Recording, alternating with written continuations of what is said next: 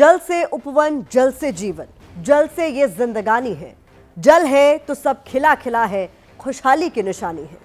बिन जल है सब सूना सूना, प्यासी धरती प्यासे लोग, बूंद बूंद को तरस रहे, घर घर में गम की कहानी है। नमस्कार, आपके साथ मैं हूं प्रतिभा मिश्रा।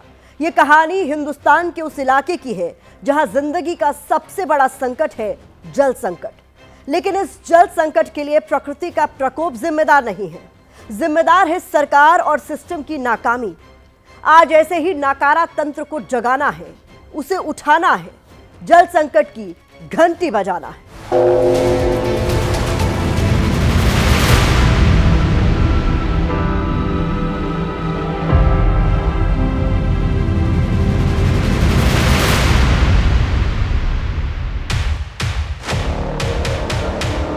सब सूखा पड़ा, कुछ भी नहीं है। पानी टंकी रखी है, टंकी खाली है। कितना चक्कर लगाते हैं आप ये पानी में? 8-10 चक्कर हो जाते हैं सर। हमारा काम पे नहीं जा पाते हम, हमारा काम छोड़ छोड़ के पानी भर के लाते हैं। ना तो एक हेडपंप चल रहा है, ना कोई नलकूप चल रहा है। एबीपी न्यूज ने जब जब घंटी बजाई है, जब सरकार की कानों तक आवाज पहुंची है। जी हाँ, गांव में पानी की टंकी तो है, लेकिन टंकी में नहीं पानी है। और ये किसी एक गांव की नहीं, कई कई गांव की कहानी है। गर्मी अभी शुरू ही हुई है, लेकिन मध्य प्रदेश के कई गांव बूंद बूंद को तरस रहे हैं। तकरीबन सारे कुएं सूख चुके हैं, हैंडपंप भी है, लेकिन सरेंडर कर चुके हैं कि पाताल से पानी खींचकर नहीं ला सकते। हजारों लोगों की जिंदगी जल संकट से घिरी हुई है। गांव वाले इस बदहाली के लिए सरकारी सिस्टम को कोस रहे हैं। इसीलिए हम भी आज आपसे यही कह रहे हैं कि भयंकर जल संकट पैदा करने वाले इस सरकारी सिस्टम की घंटी बजा। आज हम आपको मध्य प्रदेश के उन इलाकों में ले चलेंगे जहां इंसानों को ही पीने का पानी नहीं मिल पा रहा। मवेशियों की तो बात ही छोड़ दीजिए। छोटे बच्चे हों, बुजुर्ग हों या फिर महिलाएं, सब के सब गड्ढों से गंदा पानी निकालकर पीने को मजबूर हैं। और यह गंदा पानी भी रोज एक संघर्ष के बाद उन्हें मिलता है। उसके लिए 2 से 3 किलोमीटर पैदल चलकर जाना पड़ता है, तब जाकर प्यास बुझ पाती है। आप खुद देखिए, हर घर नल से जल के नारों के बीच ये संघर्ष, और हमारे साथ सिस्टम की घंटी बजाइए।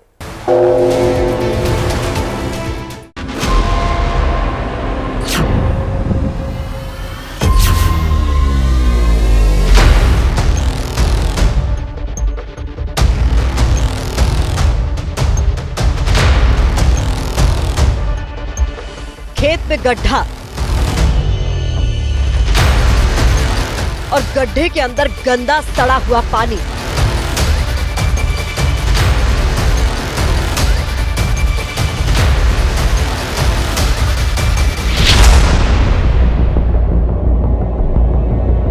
गड्ढे का यह पानी देखकर लगेगा कि पशु भी इसे कैसे पी सकते हैं। लेकिन मध्य प्रदेश के सीहोर में पशु नहीं, हजारों इंसान ये पानी पीने को मजबूर हैं, वो भी रोज।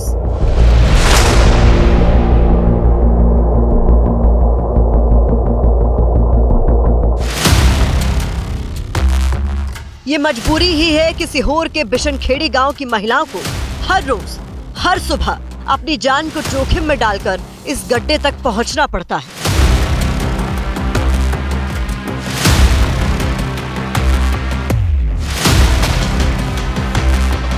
ये मजबूरी ही है कि मन को मारकर भी उन्हें ये गंदा पानी अपने बर्तनों में भरना पड़ता है।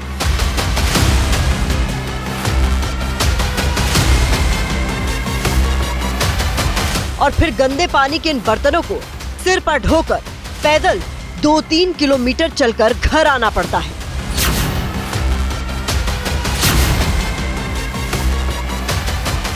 क्योंकि इसी पानी से बच्चों की प्यास बुझनी है, इसी पानी से आटा गूंथकर पूरे घर भर की रोटी बननी है। खेत के गड्ढों से निकलने वाले इसी गंदे पानी से घर गृहस्थी की गाड़ी खिंचती है। इसी गंदे पानी से इनके मवेशियों, ढोर ढंगरों की भी प्यास बुझती है। गांव में व्यवस्था नहीं है इतनी बड़ी कि 1-2 किलोमीटर दूर से जब भी वहाँ नहीं मिले, लाइट नहीं रहे तो पीछे घर जाओ वापसी लौट के, फिर जाओ पीछे, दिन भर पानी में दिन टाइम पास हो जाती है। खाना खाएगा बनाएंगे, क्या पियेंगे, माल ढर को क्या पिलाएंगे।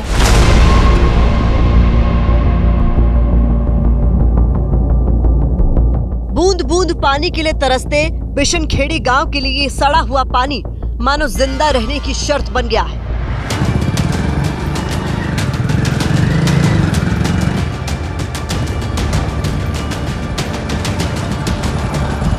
और हफ्ते पहले जब सूरज की तपिश बढ़ी, मौसम गर्मियों की ओर बढ़ा, तो इस गंदे पानी की भी मारामारी बढ़ गई। इस डर से कि कहीं ये गंदा पानी भी सूख न जाए, लोग मटके गगरे की बजाय सीधे बैलगाड़ी पर पानी की टंकियां रखकर पहुंचने लगे ताकि ज्यादा से ज्यादा पानी समेट ले।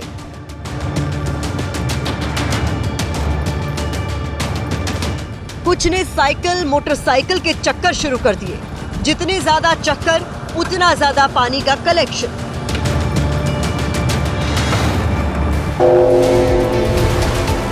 यहाँ से कहाँ से लाए हम 15 बाल्टी पानी चाहिए हमको, पीने की समस्या है बिल्कुल। हजारों लोग हर रोज बूंद बूंद पानी के लिए संघर्ष कर रहे हैं और उस सरकारी सिस्टम को भी कोस रहे हैं जिसका वादा था कि वो इन्हें घर तक सीधे नल से जल ला कर देगा।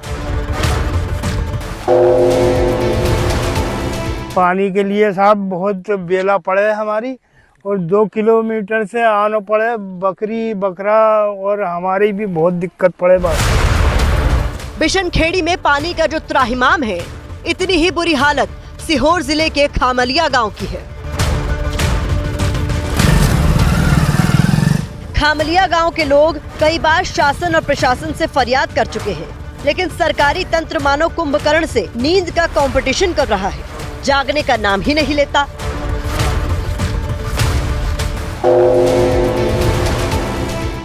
मध्य प्रदेश के सीहोर जिले का एक गांव बिशनखेड़ी, दूसरा गांव खामलिया।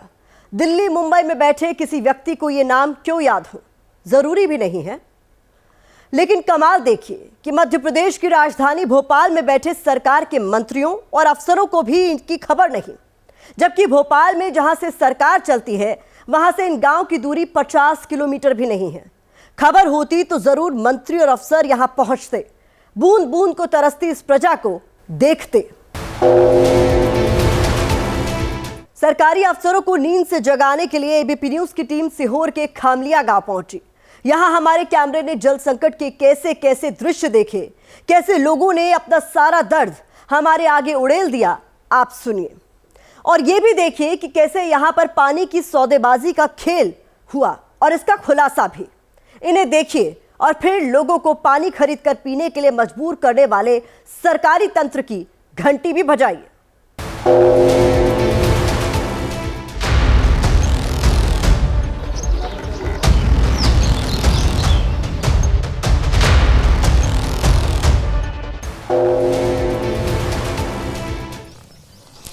अभी ये मार्च का महीना है और गर्मियां अब धीरे धीरे दस्तक दे रही हैं, लेकिन प्रदेश के कई ज़िले हैं जो भीषण जल संकट से अभी से जूझने लगे हैं। हम इस वक्त सीहोर ज़िले के खामलिया गांव में हैं, जो कि राजधानी भोपाल से 30 किलोमीटर दूर है और ज़िला मुख्यालय से मात्र 15 किलोमीटर दूर है। इस गांव में आते ही ये बड़ी सी पानी की टंकी हमें नज़र आ रही है। गांव में जाकर के हम देखेंगे कि क्या वास्तव में इस बड़ी टंकी से इस गांव के लोगों की प्यास बुझ रही है।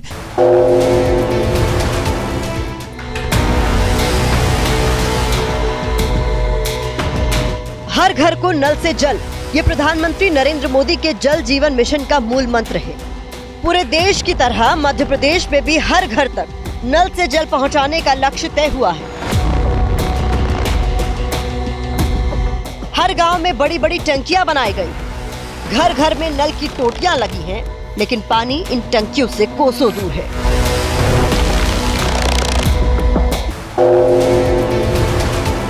पानी के लिए इस गांव के लोगों को 2-2, 3-3 किलोमीटर दूर जाना पड़ता है। यहीं के लोगों से हम जानते हैं कि आखिर ये संकट कितना है, कब से है। ये जल संकट जो है गांव में आपके कब से है? ये तो बहुत है, कम से कम 15-20 साल हो गई। ये ऐसे ही चला आ रहा, मतलब जब से टंकी भी खाली है। पानी हम दूर दूर से 3 किलोमीटर दूर से पानी लेके आना पड़ता है। टैंकर से भरवाते हैं, एक टंकी 300 रुपये में, बड़ी टंकी 500 रुपये में, ऐसे पानी भरना पड़ता है। हर घर नल से जल योजना केंद्र सरकार ने 2019 में लॉन्च की थी। मध्य प्रदेश में इसका लक्ष्य 35,641 गांव का था, जिनके हर घर में साल 2024 तक सीधे नल से जल देना था। लेकिन डेडलाइन बीतने पर भी लक्ष्य पूरा नहीं हुआ। फिर डेडलाइन ही बढ़कर 2028 कर दी गई। इस परियोजना पर अब तक 10,000 करोड़ रुपए से ज्यादा खर्च हो चुके हैं। 2024 के सरकारी आंकड़ों के मुताबिक 63.54% घरों तक नल से जल पहुंचाया जा चुका है। दावा है मध्य प्रदेश के 71,05,000 घरों में इस तरह जल पहुंचा है, उन्हें भटकना नहीं पड़ रहा है।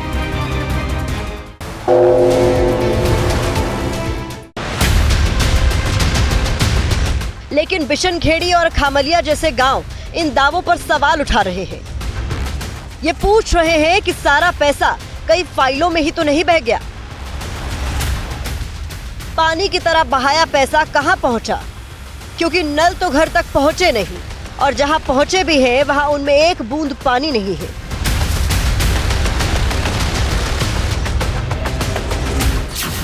दावों और सच्चाई में कहां अंतर है? खामलिया गांव के लोगों से सुनिए।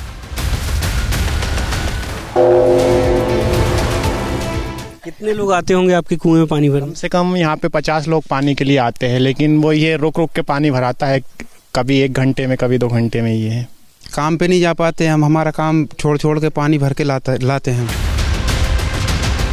जल संकट की सच्चाई जानने के लिए हमने इस गांव का चप्पा चप्पा देखा।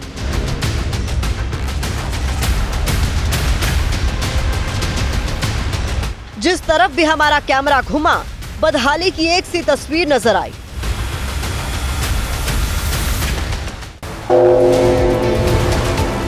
टंकी सूनी, पनघट सूना और ये नल भी सूना। रहीम ने कहा था, रहीमन पानी राखिए, बिन पानी सब सून। इस गांव और इसके जैसे न जाने कितने गांव में जल संकट की वजह से सब कुछ सूना है। ये कितनी दूर से पानी लेके आए हैं साइकिल में इस तरीके का? सर हम 3 किलोमीटर दूर से पानी लाए। आप मवेशी प्यासी बंदी हमारी, हम उनको पानी पिवाएंगे, दिन भर पानी में हो जाता। कितना चक्कर लगाते हैं आप ये पानी लाने? 8-10 चक्कर हो जाते सर हमारा, मवेशी मर जाएगी।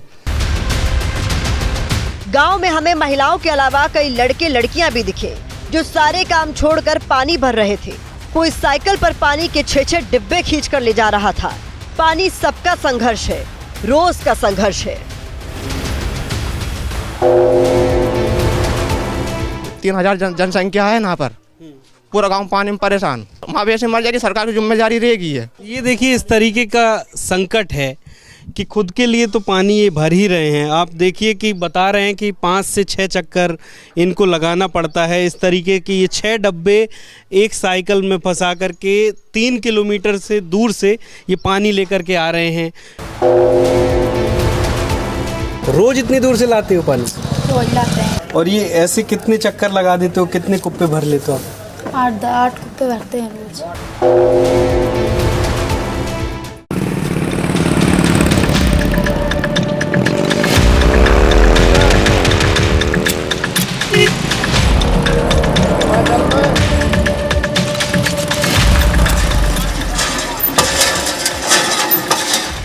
इस गांव में हमें एक हैंडपंप भी दिखा।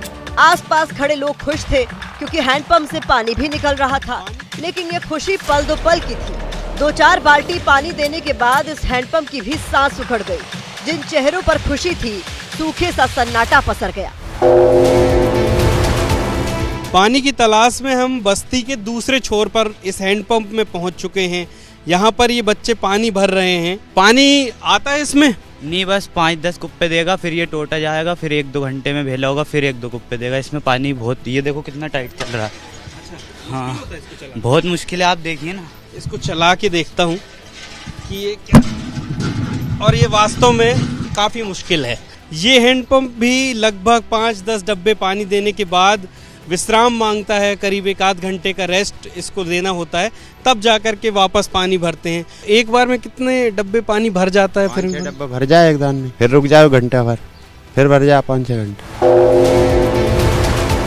गांव में कुछ घर ऐसे भी हैं जहां पर बोर तो है, इसमें पानी भी आता है, और लेकिन ये पानी 5-10 मिनट आने के बाद चूँकि ग्राउंड वाटर लेवल भी यहाँ पर बहुत नीचे जा चुका है, उसके बाद इसमें पानी आना बंद हो जाता है और कम से कम आधे 1 घंटे के इंतज़ार के बाद अब इसमें दोबारा पानी आएगा और इस तरह के 4-5 डब्बे वापस से ये लोग भर पाएंगे। कितनी देर चलता है ये? 10-5 मिनट। 10-5 कितने डब्बे भर जाते हैं? 5-6 कुप्पा 7 कुप्पा बस। अब कितनी देर बाद पानी इसमें आना शुरू होगा? आधा घंटा बाद। पानी को तरसते इस गांव के लोगों ने अपने सारे काम धंधे ताक पर रख दिए हैं। दिन का सबसे बड़ा काम है पानी का इंतजाम। बच्चों का पहला फोकस अब पढ़ाई नहीं बल्कि पानी भरने में परिवार का हाथ बटाना है, क्योंकि पानी है तभी तो जिंदगानी है। हम इस जल संकट की जड़ों में गए और भी चौंकाने वाले तथ्य हमारे सामने आए। इलाके में अंडरग्राउंड वाटर लेवल काफी नीचे चला गया है। लोग परेशान हैं और मजबूरी में उन्हें टैंकरों से पानी खरीदना पड़ रहा है। इस गांव की हर दूसरी गली में पानी का टैंकर खड़ा दिख जाता है। गांव वाले कहते हैं पानी खरीदना भी मजबूरी है। अगर ना खरीदें, स्टोर ना करें तो क्या करें? कहां से प्यास बुझाएं? क्या पशुओं को प्यासा मरने दें?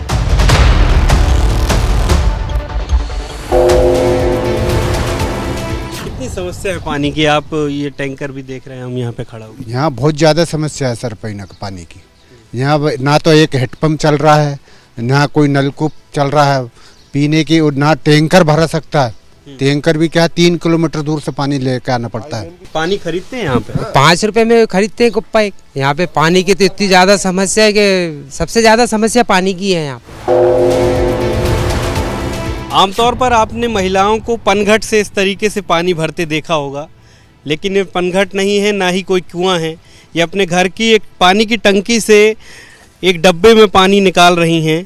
ऐसी समस्या कब से है या आप लोग पानी भर रहे हैं इससे? बहुत दिन से है। 5-6-7 साल 8 साल हो गया टैंकर से खरीद के भरता। कितने दिन चलता है एक टंकी पानी? 4-5 दिन। नल वगैरह लगे हैं, ये इनसे पानी नहीं आता? नहीं आए उससे, बस बारिश में महीना खांड महीना 2 महीना आता। कितने दिनों से ऐसा पानी का संकट देख रहे हो यहाँ? 8-10 साल हो गया। ऐसा ही हाल? हाँ ऐसा ही हाल है।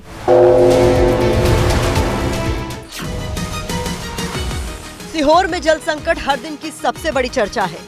चौपालों पर ये रोज का हॉट टॉपिक है कि मार्च में ये हाल है तो मई जून में क्या होगा?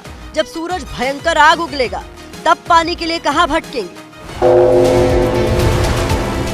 3-3.5 हजार की जनसंख्या है यहाँ पर। माननीय मुख्यमंत्री जी के निवास पर लकड़ी का हल देकर के एक तो रोड की समस्या और पानी की समस्या को हल करने की मांग करी थी। एबीपी न्यूज ने जब जब घंटी बजाई है, जब सरकार की कानों तक आवाज पहुंची है, सरकार के कान तक यहाँ की घंटी पहुंचे, इन जनता के पानी की घंटी उन तक सुनाई दे।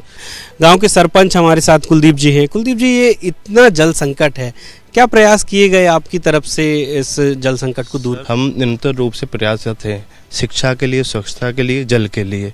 हमने अवगत भी करवाया पीएच विभाग को, पर हमारी कोई सुनवाई नहीं हुई है वहाँ पे। जबकि समस्या अगर देखी जाए, गांव में सबसे बड़ी समस्या जल संकट। उस समस्या का समाधान नहीं होगा तो हम क्या करेंगे? तो सीहोर के इस जल संकट का समाधान क्या है? ये सवाल लेकर जब हम सीधे सीहोर के कलेक्टर के पास पहुंचे तो उनके पास पूरा सरकारी जवाब था। उनके पास पानी की कमी थी लेकिन आश्वासन की नहीं। हमने सीओ जिला पंचायत, सीओ जनपद प्लस पीएचई के साथ एक टीम बनाया है। उसका हमारा कंट्रोल रूम भी एस्टैब्लिश्ड है। कहाँ कहाँ ग्राउंड वाटर में कमी पाई, उसके वजह से पानी सप्लाई कम हो रहा है, उनको हमने थ्रू वाटर टैंकर थ्रू हम पानी सप्लाई कर रहे हैं। सीहोर, आस्था इस तरफ इलाका में ज़्यादा इश्यूज रहते हैं।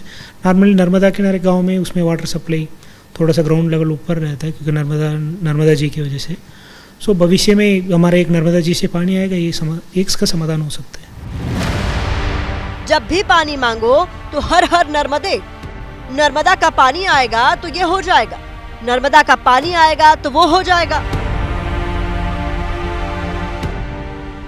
लेकिन नर्मदा का पानी आएगा कब? हर हर नर्मदे। मध्य प्रदेश के कई हिस्सों में पीढ़ियां बदल गई लेकिन नर्मदा जल की प्रतीक्षा खत्म नहीं हुई। प्रदेश की जल संसाधन मंत्री के पास भी इसका कोई ठोस जवाब नहीं है। वाटर लेवल वाकई में अब डाउन हो रहा है, पर इतना आप लोगों को आश्वस्त करती हूँ कि पहले से बहुत अच्छा हो गया। हमारे अधिकारी लगातार धरातल में जा रहे हैं, हमारे माननीय विधायकगण जा रहे हैं और जो गड़बड़ी हो रही है उसको हम सब लोग सुधार रहे हैं।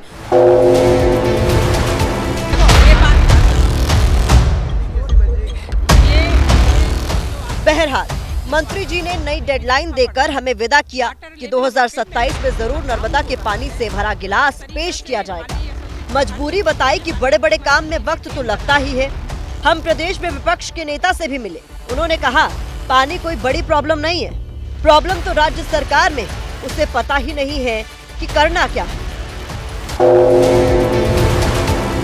प्रदेश की सरकार से पूछना चाहता हूं कि आपके मंत्री जाओ तो सही फील्ड में, जहां पाइपलाइनें बिछी नहीं है, घर में कनेक्शन नहीं पहुंचे, टोटियां नहीं लगी, आपने ठेकेदारों को पैसा दे दिया, 40% इसके अंदर खुलेआम करप्शन हुआ।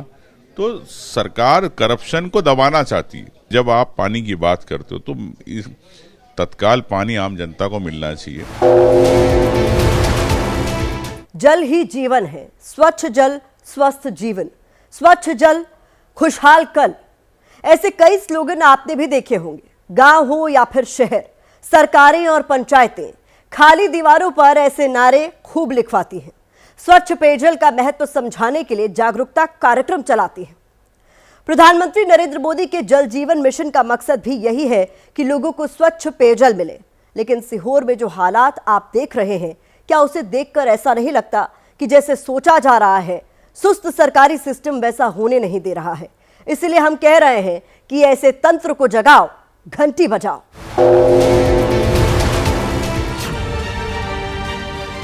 ठंडा पानी पीना या गर्म पानी पीना, ये आपकी चॉइस है। फ्रिज का पानी या मटके का या बिस्लरी का पानी, ये भी चॉइस है। लेकिन साफ पानी पीना आपका मूल अधिकार है। संविधान का आर्टिकल 21 जीवन के अधिकार से जुड़ा है, जो कहता है कि स्वच्छ पानी किसी भी नागरिक का बुनियादी अधिकार है। ये सरकार का कर्तव्य है, उसकी ड्यूटी है कि अपने हर नागरिक को वो स्वच्छ पेयजल उपलब्ध कराए।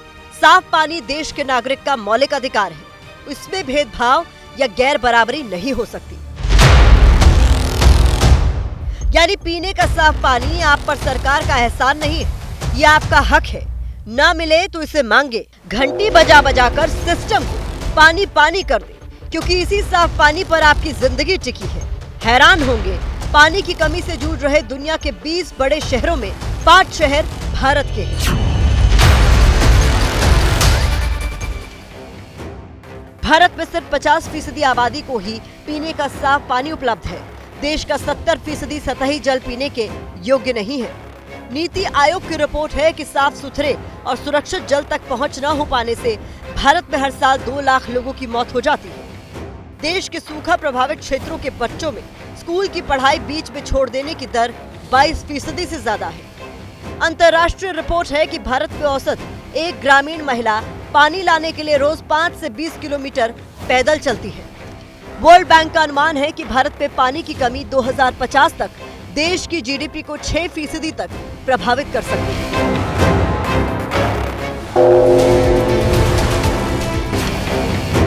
इसीलिए इसे सिर्फ बिशनखेड़ी और खामलिया गांव की समस्या मत समझिए। संकट को सिर्फ सीहोर या एमपी के मालवा तक सीमित न रखिए। बदलाव हमेशा किसी एक सिरे से शुरू होता है। अपना फोन उठाइए और घंटी बजाइए। मध्य प्रदेश 6 अंचलों से बना है। इन्हीं में एक है मालवा, और इसी मालवा में एक पुरानी कहावत है, मालव माटी गहन गंभीर, पग पग रोटी डग डग नीर। यानी मालवा की मिट्टी वो है जहां कदम कदम पर पानी और रोटी है। यहाँ रोटी पानी के लिए पलायन नहीं करना पड़ता, दोनों ही भरपूर है। देश में सबसे प्रीमियम क्वालिटी का गेहूं यही पैदा होता है। लेकिन जब पानी ही नहीं बचेगा तो गेहूं पैदा कौन करेगा? घंटी बजाओ, क्योंकि मध्य प्रदेश के मुख्यमंत्री इसी मालवा के प्रतिनिधि हैं। घंटी बजाओ, क्योंकि देश के कृषि मंत्री भी इसी मालवा, इसी सीहोर के हैं। तो घंटी बजाएं, और तब तक बजाएं जब तक सोता हुआ तंत्र जाग न जाए। अगले हफ्ते मैं फिर आऊंगी ऐसे ही किसी सिस्टम को आईना दिखाने, घंटी बजाकर उसे उसकी ड्यूटी याद दिलाने। तब तक बने रहिए हमारे साथ और देखते रहिए एबीपी न्यूज।